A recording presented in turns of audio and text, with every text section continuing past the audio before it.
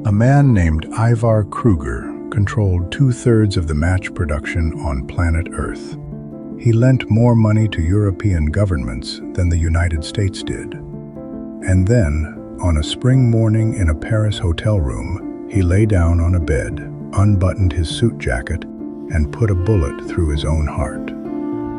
This is the man Robert Kiyosaki names in Rich Dad, Poor Dad as one of the richest men in the world and one of the ones who died broken. Kreuger built the biggest financial fraud in history before Bernie Madoff was born. His collapse is one of the direct reasons the modern American securities laws exist.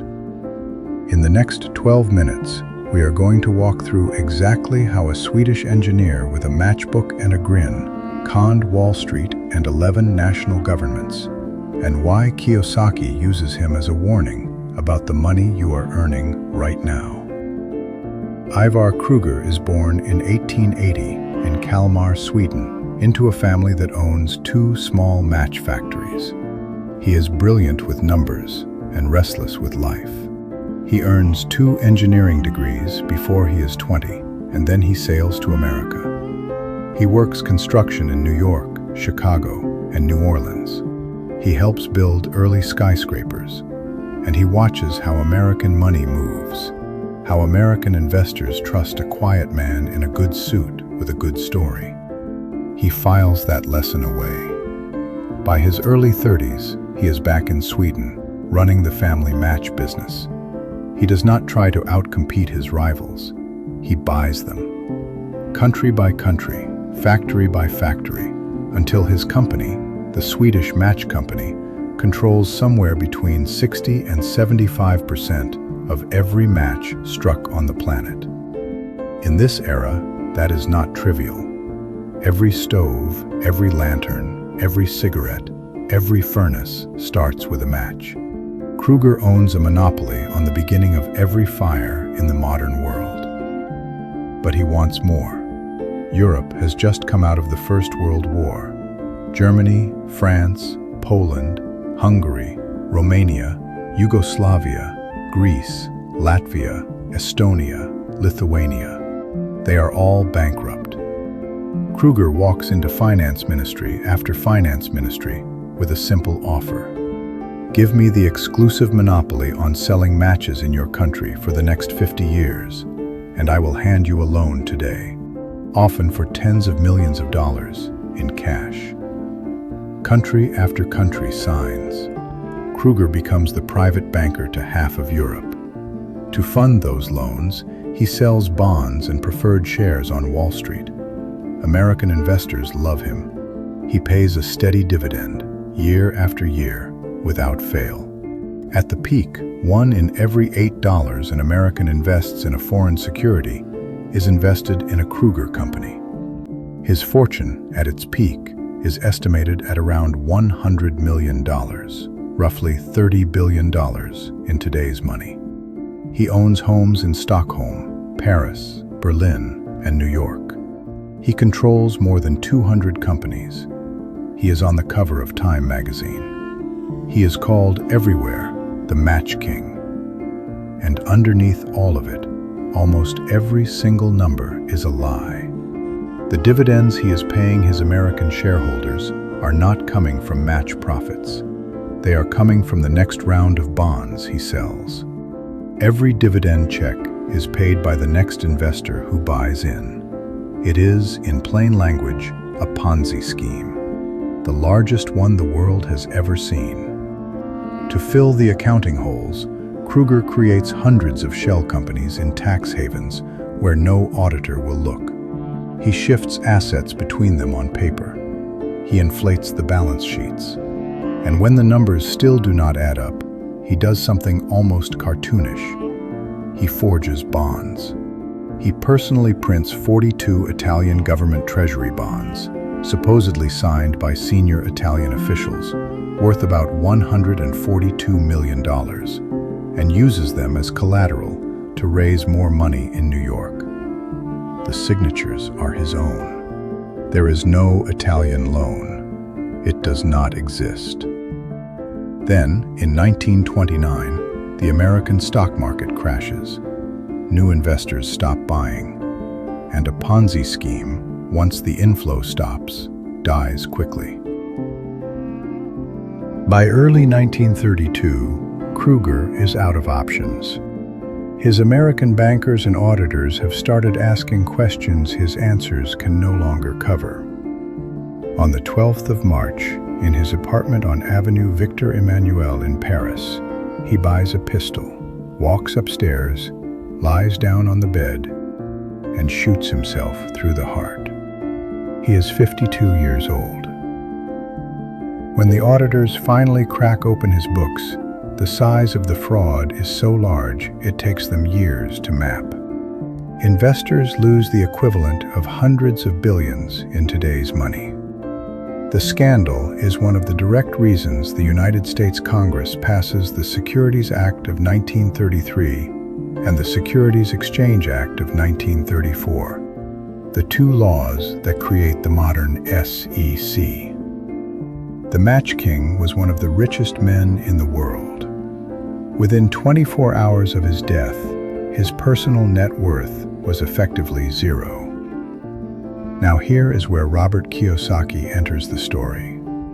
In Chapter 2 of Rich Dad, Poor Dad, Kiyosaki tells the reader about a meeting that took place in 1923 at the Edgewater Beach Hotel in Chicago.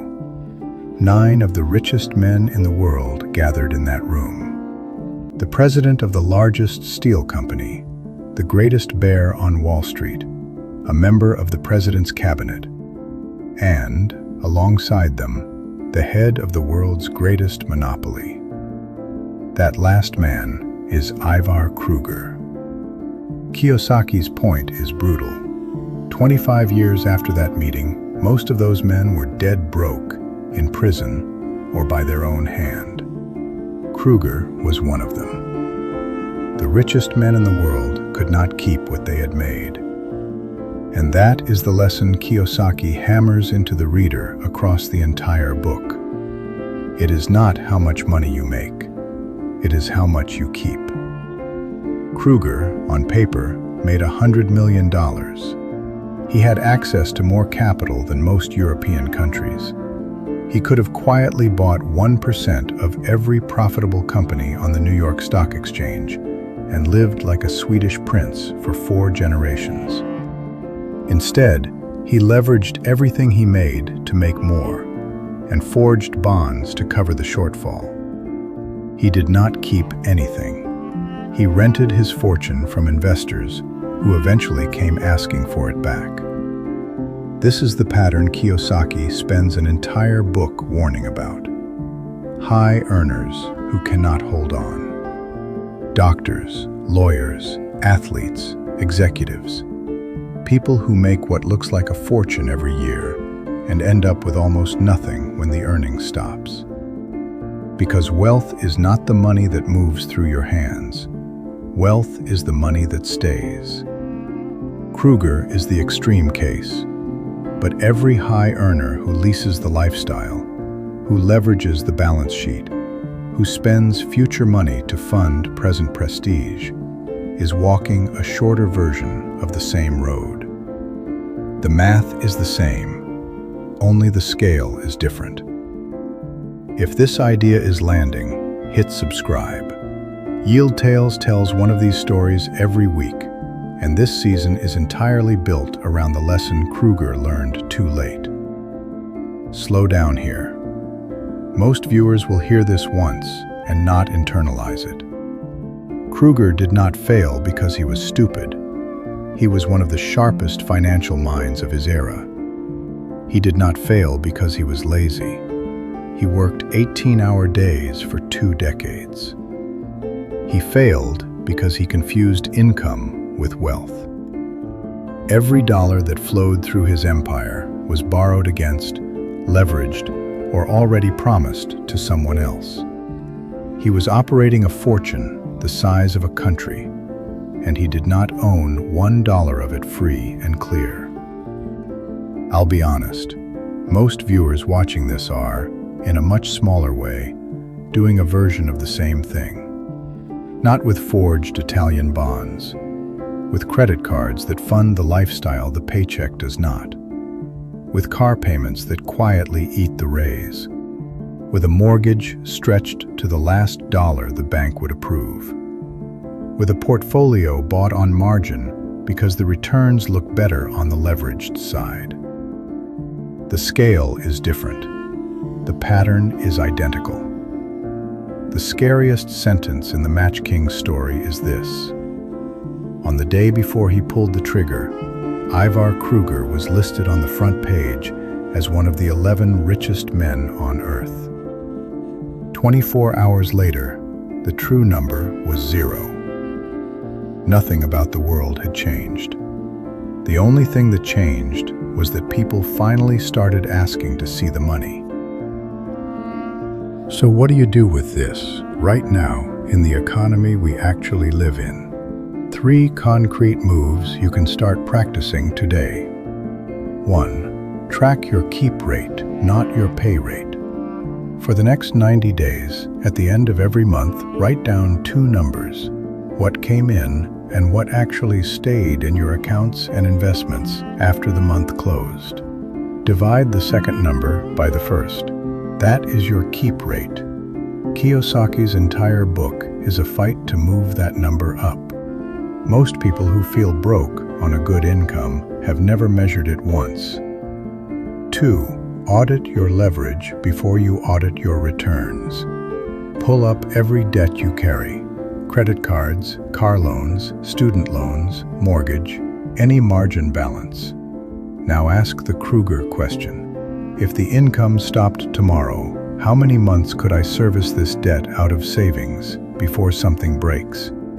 If the answer is less than 6 months, the balance sheet is renting your lifestyle to you. Start bringing that number up before you chase the next percentage point of return. 3. Buy assets that pay you, not assets that impress people. This is the core of Kiyosaki's entire framework. An asset puts money into your pocket. A liability takes money out. A luxury car you cannot afford is a liability wearing a nice badge. A rental property, an index fund, a dividend-paying share, a small profitable side business, those are assets. Kreuger owned matchbook companies. Every one of them was earning real cash. The problem was, he did not keep the cash. Do not make the same mistake. You do not need $100 million to be trapped by Kreuger's mistake. You just need to spend the next raise before you keep it. If this episode made you a little uncomfortable in a useful way, hit subscribe. And before you go, tell me in the comments, what is your keep rate on your last raise? I read every one. This season, we are walking through the men Robert Kiyosaki names in Rich Dad, Poor Dad, and telling you what actually happened to them. Some of them died broke.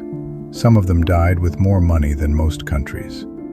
All of them are teaching you something about the gap between what you earn and what you keep. Ivar Kreuger is the cautionary tale. Next week, we are telling the story of the opposite. A middle-aged milkshake machine salesman with bad kidneys, no formal education, and no fortune to speak of. He walked into a small hamburger stand in San Bernardino, California, and walked out with an idea that would eventually make him one of the richest men in America, without borrowing a single Italian bond. His name is Ray Kroc. And the reason he told his business students he was not, in fact, in the hamburger business is going to change how you look at every asset you will ever buy. New episode every Tuesday, 3 p.m. Eastern. Subscribe now so the algorithm brings the Match King's opposite straight to your feed.